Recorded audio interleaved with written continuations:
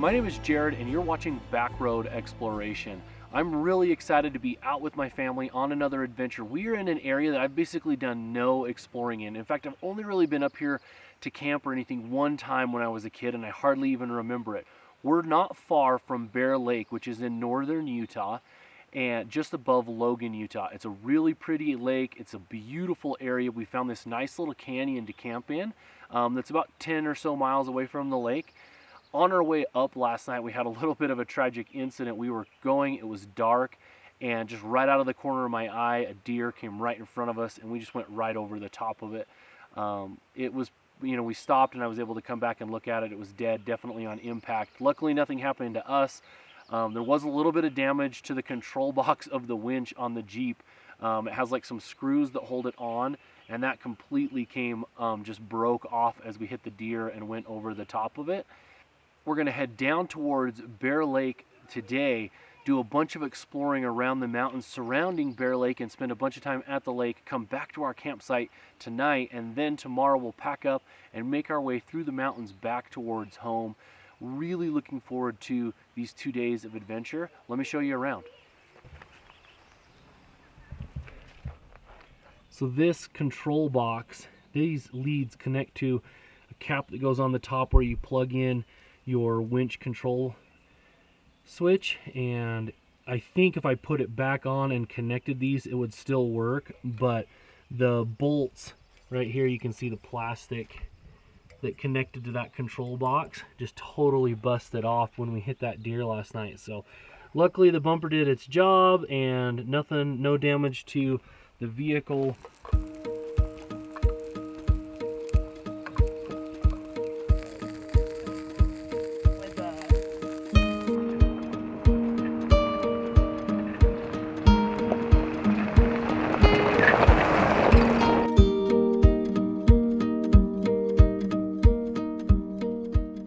Sure that this canyon that we're going down is Beaver Creek Canyon. That's definitely at least the name of the creek here.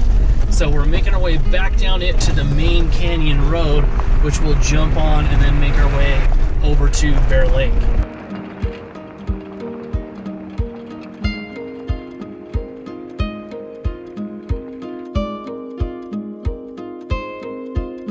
First thing on our agenda this morning is getting gas.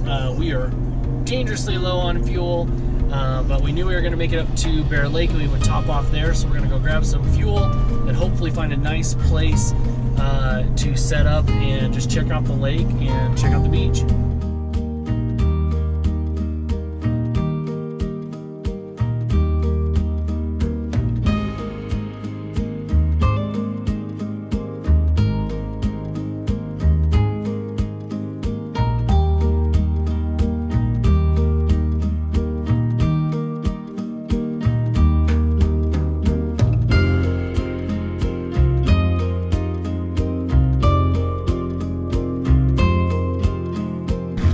Well, we have made it to Bear Lake, got everything all set up, and now we're just out here enjoying the water. It's really shallow for like a long ways out, so we're just walking out, checking it out.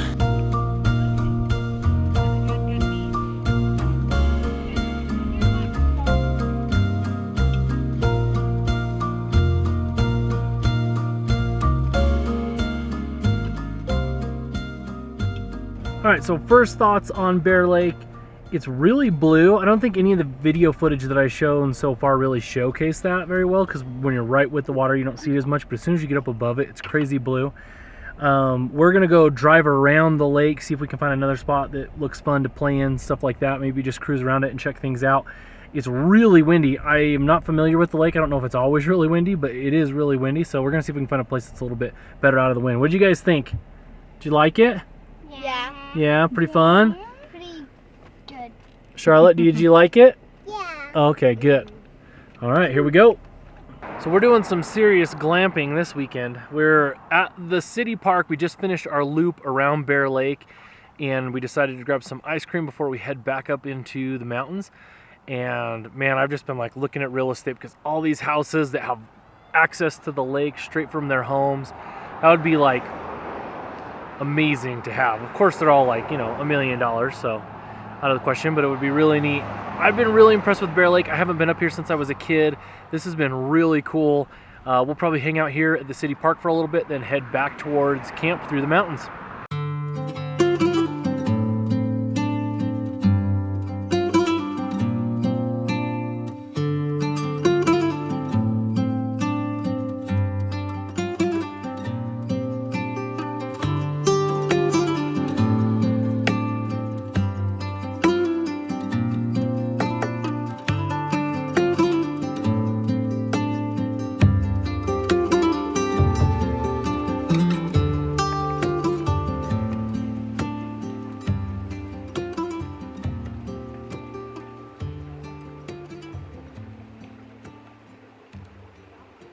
It has been such an amazing day. Not necessarily what my typical trips are like in doing lots and lots of off-roading, but the goal for this trip was to do some really cool exploring around Bear Lake and be able to check it out and kind of learn about it. We had a wonderful time. We also learned a lot of things that if I came back, I would probably do a little bit different, like where we set up for the day as far as spending time in the water, but really, really beautiful. Had a great time, you know, going all the way around it. Now we're just hanging out at camp and we're gonna start getting ready for bed. And tomorrow, what's gonna be really cool is we have a lot of trail miles today. So anything that we didn't get to today, we're definitely gonna be making up for tomorrow, which I'm really looking forward to. Charlotte, did you find any dirt today? Yeah. You're just a little bit dirty. I think we're gonna have to wash you in the stream. Same with you, Jackie.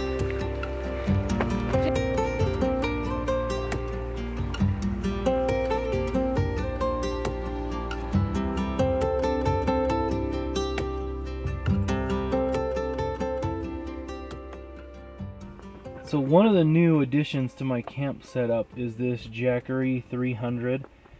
When I'm filming all of these adventures, I'm constantly having to change which battery is charging and different things like that as I'm driving, and it's kind of a pain, and I'm always like on the edge of low battery with just about every camera. So I wanted some type of a portable charging device that I could fit underneath the back seat of the Jeep, and the Jackery Explorer 300 fits perfectly under there.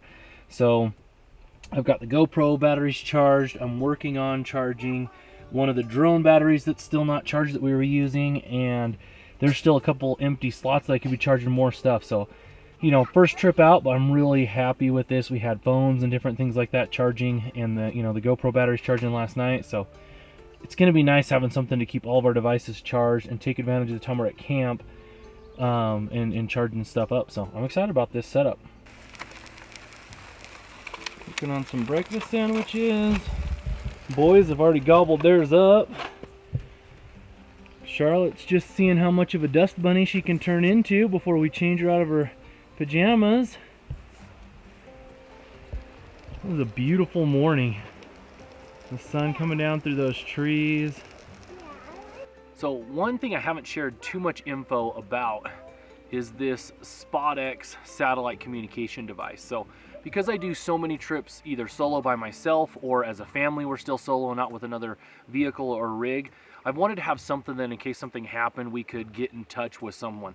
So for example, when we had that breakdown in Kanab, luckily for us, we weren't far out of town and we were able to just jump on and get in contact with someone with our cell phones. But if we would have been where we were camping, there was no reception up there, we could have utilized this to contact someone. Now, there's a bunch of different satellite communication devices out there. The most common are Garmin, InReach, and then I think it's Zoleo is the other one, and then obviously Spot.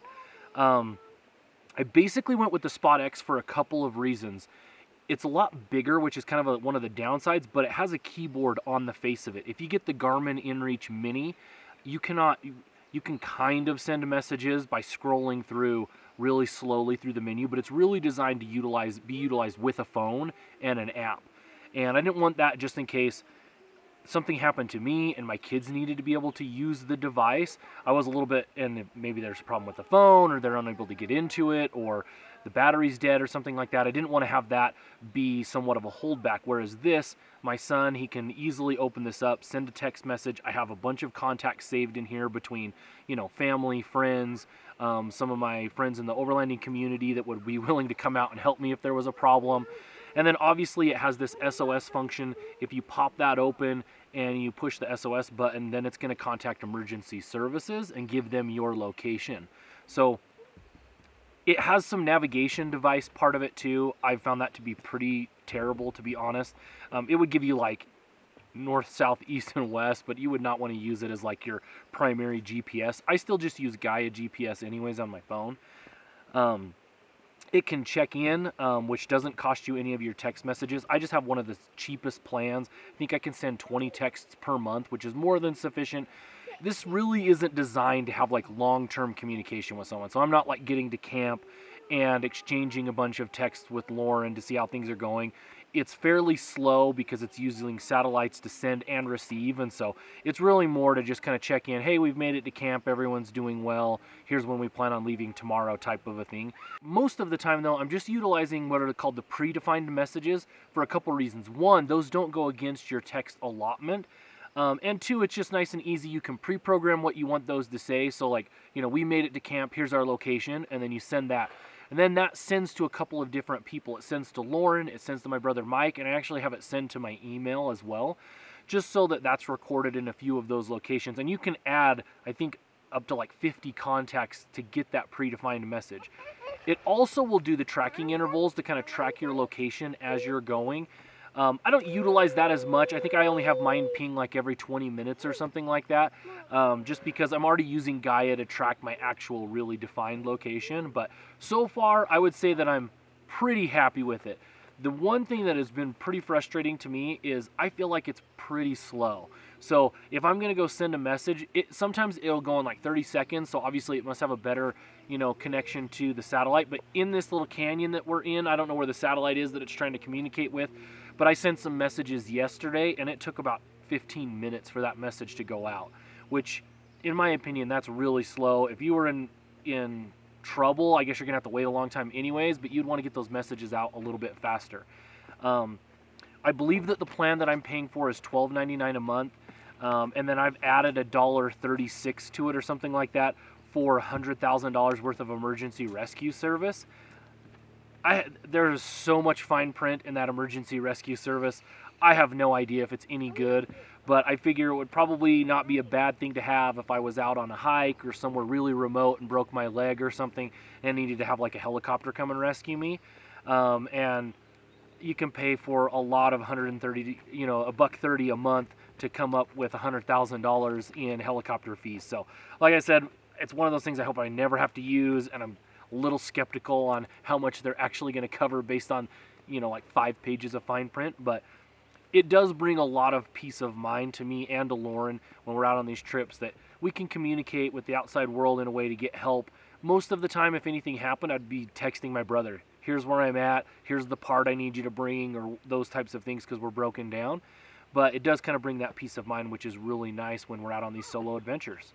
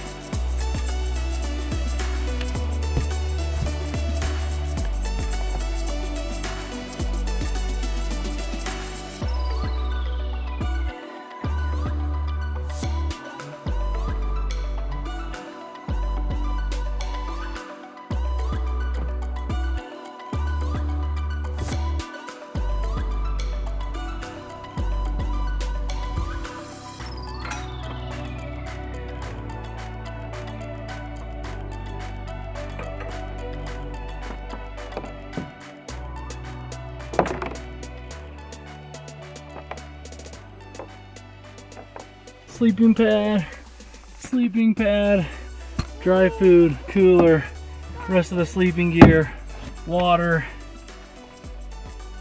Nice good spot there for Molly.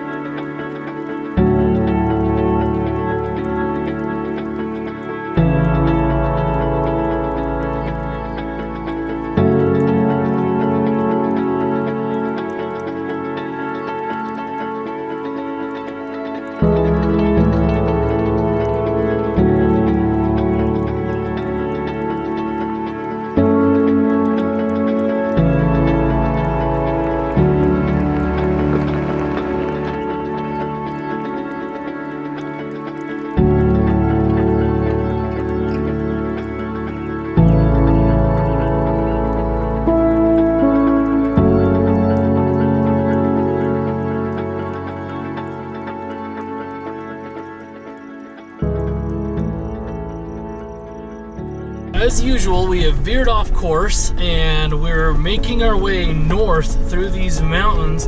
We've got to be getting really close to the Idaho border, I would guess, at this point. And man, this canyon that we have been in is just beautiful. There's vegetation everywhere, beautiful flowers, so many butterflies. I don't think I've ever seen so many butterflies on a trail. It is just really stunning.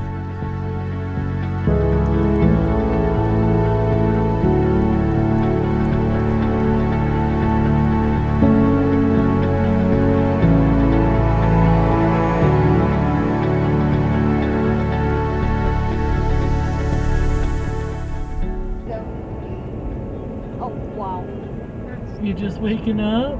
Did you have a nice nap? Yeah. Well, we have stopped at a small city park in Franklin, Idaho. I'm gonna air back up. The kids are gonna play. We'll grab some lunch. And then it looks like there's kind of some cool old historic buildings we're gonna go check out real quick.